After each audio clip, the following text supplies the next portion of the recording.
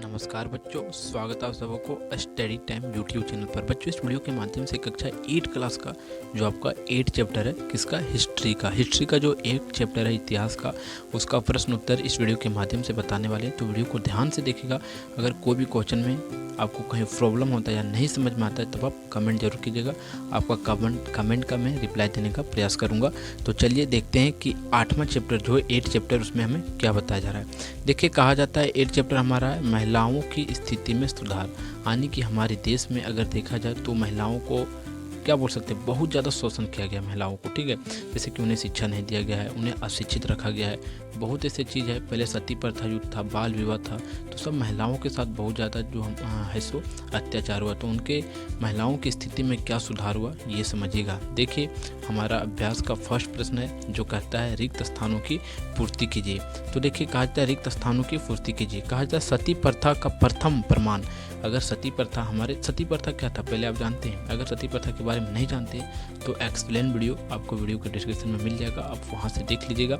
और explain video के साथ साथ इसका जो ऑब्जेक्टिव क्वेश्चन का वीडियो है वो भी वीडियो के डिस्क्रिप्शन में है, उसे भी आप देख लीजिएगा। क्योंकि ऑब्जेक्टिव क्वेश्चन आपके परीक्षा में ज़्यादा से ज़्यादा पूछा जाता है, तो आप देख लीजिएगा जो इसका ऑब्जेक्टिव क्वेश्चन है। तो सती प्रथा के बारे में नहीं जानते हैं तो समझिएगा। सती प्रथा क्या होता था कि अगर किसी स्त्री है और स्त्री पुरुष आने की शादी, उनका विवाह हुआ है और विवाह के बाद अगर उनका पुरुष जो उनका हस्बैंड होता है वो अगर मर जाता था तो स्त्री को भी क्या किया जाता था, या का स्त्री क्या करती थी, वो भी आग में या मतलब उसे भी जो है सो जला दिया जाता था जिंदा। आप सोच सकते हैं कि जिंदा किसी को जला देना कितना ही अनर्गल बातें थी, कितना ही उनके साथ शोषण हुआ है, आप समझ सकते हैं। तो वही हमारा सती प्रथा था। ठीक है, और उनके बारे में अगर सती प्रथा का अगर आप देखेंगे कि हमारे देश में भारत में सती प्रथा का प्रमाण था या नहीं था, पहले होता या नहीं था, तो सबसे पहले जो सो भानुगुप्त के जो उन्होंने एक बुक में लिखा है, उनके बुक में मिलता है कि सती प्रथा के बारे में कि सती प्रथा जो है सो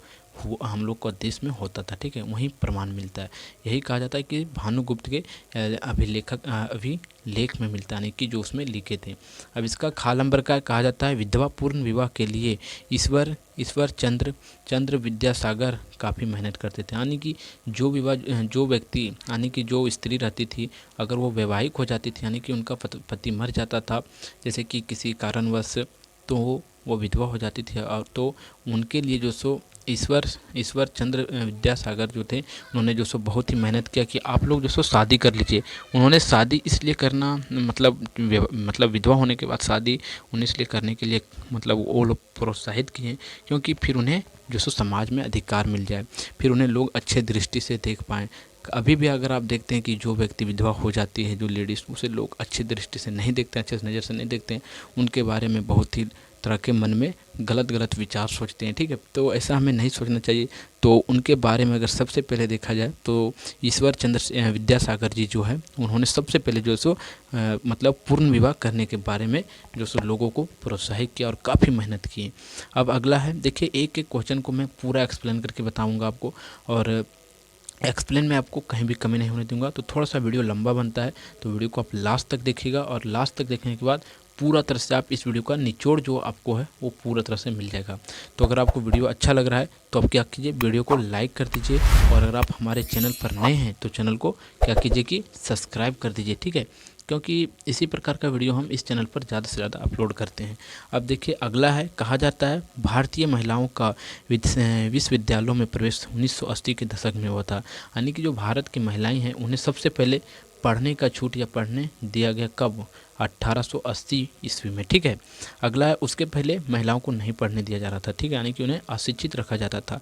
लेकिन अभी 19वीं सदी में अगर आप देखते हैं तो लोगों, महिला और मतलब स्त्री और पुरुष दोनों एक तरह से समान हो गए और सभी लोग अभी पढ़ते हैं। ठीक है, और अभी सभी शिक्षित भी हो रहे हैं। ठीक है, अगर देखा जाए तो अभी पुरुष से ज़्यादा महिला लोग जो सो हर फील्ड में ज़्यादा बढ़ोतरी कर रहे हैं।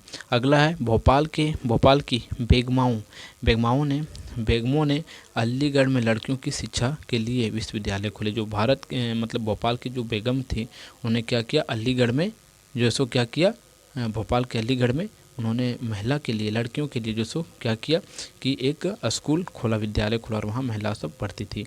अगला है, सुंदरी देवी ने रात में दिए की रोशनी में लिखना और पढ़ना सीखा था, जो आपका सुंदरी देवी जी हैं। ठीक है, अगला है हमारा, ये सब प्रश्न जो सो थोड़ा सा मतलब कॉम्प्लिकेटेड प्रश्न होता है, थोड़ा सा बड़ा होता है, तो ये सब क्वेश्चन आपको 2 से 3 नंबर या 4 नंबर में ज़्यादा से ज़्यादा पूछा जाता है।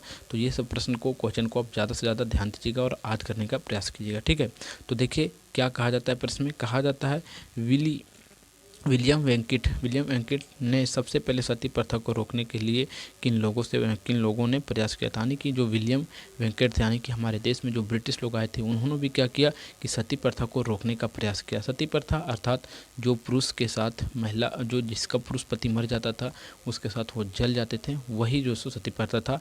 अगर नहीं समझ पाए तो फिर से मैं आपको समझाने का प्रयास किया हूँ, तो वही बात था सती प्रथा। ठीक है, तो जो सो सबसे पहले सती प्रथा के रोकने के बारे में कौन कहा था, सुनिएगा। कहा जाता है विलियम वेंकिट के आने से पहले भी कई लोगों ने सती प्रथा को खत्म करने रोकने के लिए जो सो बहुत सारे क्या के नियम चलाएं, यानी कि जागरूकता फैलाएं। कहा जाता है खत्म करने का प्रयास किया, जिनमें से सबसे पहला आता है हमारा राजा राम मोहन राय, ब्राह्मण समाज के संस्थापक और इस प्रथा के खिलाफ सबसे प्रमुख आवाज़ थे। उन्होंने समाज को जागरूक किया और इस प्रथा के खिलाफ जो सो उन्होंने तर्क दिए। कि तर्क क्या दिया कि लोगों को जो सो मतलब जिनके पति मर जाते हैं उन्हें सती नहीं होना चाहिए, उन्हें जो सो फिर से पुनः विवाह करके अपना जीवन को अच्छी तरह से यापन करना चाहिए। ये सब बातों उन्होंने जो सो ज़्यादा समझाने का सभी लोगों को समाज में प्रयास किया, यानी कि सती प्रथा को उन्होंने ख़त्म करने का बहुत ही प्रयास किया, जो अंग्रेज लोग थे उसके आने से पहले भी। अब अगला एक खाल नंबर का कहा जाता है कि ज्योति फूले कौन थे। ज्योति फूले जो थे वो कौन थे, कहा जाता है महाराष्ट्र के एक भारतीय सामाजिक कार्यकर्ता और व्यावसायी जाति और विरोधी समाज के सुधार और लेखक थे। ठीक है, जो हमारा ज्योति बत्त हैं। ठीक है, अब अगला हमारा गाल नंबर का, कहा जाता है 19वीं शताब्दी में लोग लड़कियों को स्कूल जाने से क्यों मना करते थे।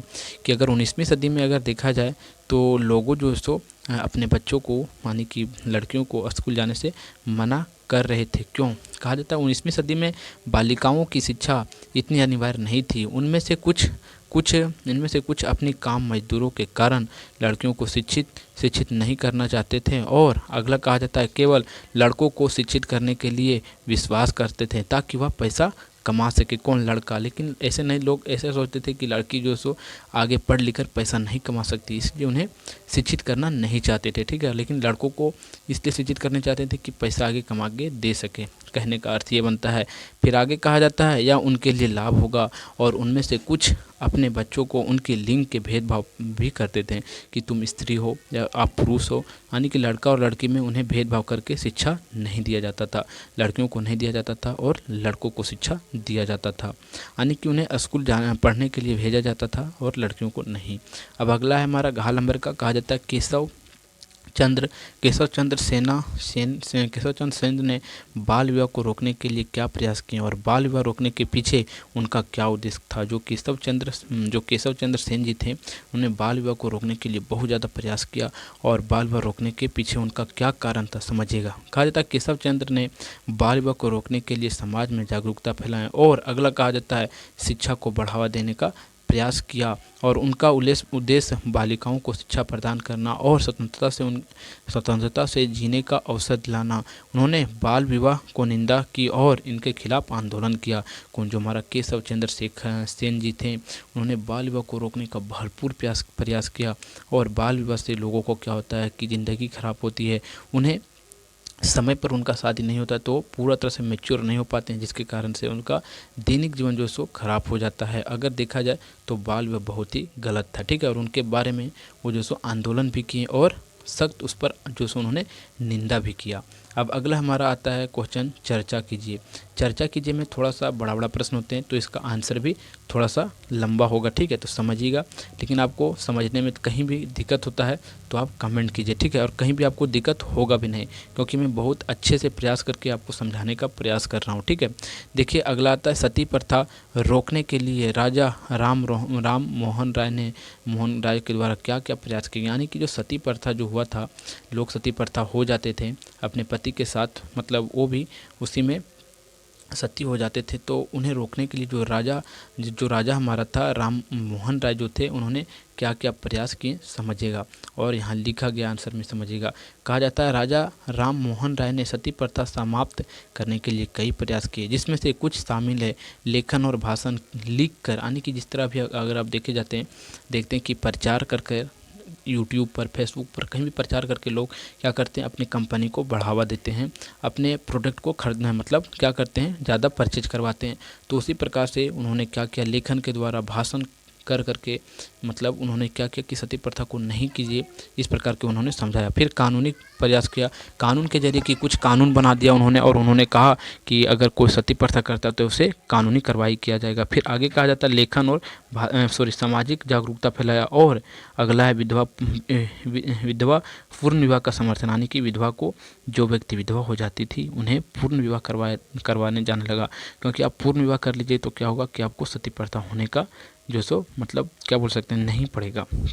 और इस प्रकार से राजा राम मोहन राय ने इन प्रयासों ने सती प्रथा को समाप्त करने का महत्वपूर्ण भूमिका उन्होंने निभाया। बहुत प्रयास किए उन्होंने, ठीक है। अब अगला हमारा चौथा नंबर का क्वेश्चन है। कहा जाता है ईश्वर चंद्र विद्यासागर ने विधवा विवाह का समर्थन क्यों किया, यानी कि जो पूर्ण विवाह उसे समर्थन क्यों किया।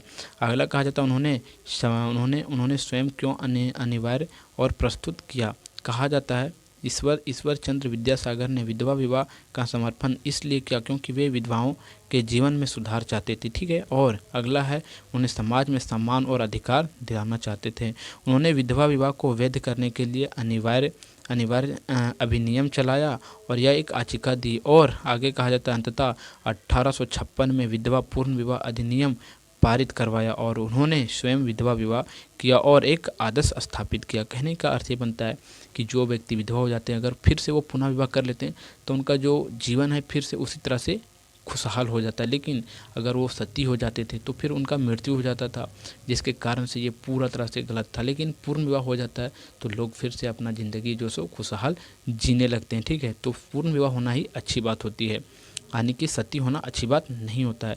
अगला है 5वां नंबर का प्रश्न है। कहा जाता है प्राचीन काल में महिलाओं की सामाजिक स्थिति कैसी थी और उनकी सामाजिक स्थिति आज कैसी लगती थी। कहा जाता है प्राचीन समय में, यानी कि बहुत समय पहले जो महिला थी उनकी सामाजिक स्थिति कैसी रहती थी और अभी के समय में देखा जाए तो कैसी है। कहा जाता है प्राचीन काल में महिलाएं सामाजिक, धार्मिक और राजनीतिक क्षेत्रों में पुरुषों के समान अधिकार रखती थी, जबकि आज उनकी स्थिति में काफ़ी सुधार हुआ है। लेकिन समाज में अभी भी उन्हें लिंग के आधार पर भेदभाव किया जाता है। अभी भी देखा जाए तो पुरुष और महिला का जो थोड़ा सा भेदभाव अभी भी है 19वीं सदी में। लेकिन पहला जो प्राचीन काल में था वहाँ तो पूरा तरह से भेदभाव थे। वहाँ ऐसा भेदभाव था कि महिलाओं को घर से बाहर नहीं निकलने दिया जाता था। और इस प्रकार इस अध्याय का जो आपका प्रश्न उत्तर समाप्त होता है। और अगर आपको वीडियो अच्छा लगा हो तो आप वीडियो को लाइक कर दीजिएगा और हमारे चैनल पर अगर आप नए हैं तो चैनल को सब्सक्राइब कर दीजिए, ठीक है। और इस वीडियो को ज़्यादा से ज़्यादा अपने दोस्तों तक हर जगह शेयर कीजिए, क्योंकि इस वीडियो के माध्यम से मैंने आपको पूरा तरह से एक्सप्लेन करके जो प्रश्न उत्तर है इसका मैंने बताने का प्रयास किया है। तो इस वीडियो को भी ज़्यादा से ज़्यादा ग्रुप में, हर जगह स्कूल ग्रुप, ट्यूशन ग्रुप, जहाँ भी पढ़ते हैं आप वहाँ शेयर करने का प्रयास कीजिए। तो फिर मिलते हैं आपको एक नए वीडियो में, तब तक के लिए जय हिंद, जय भारत।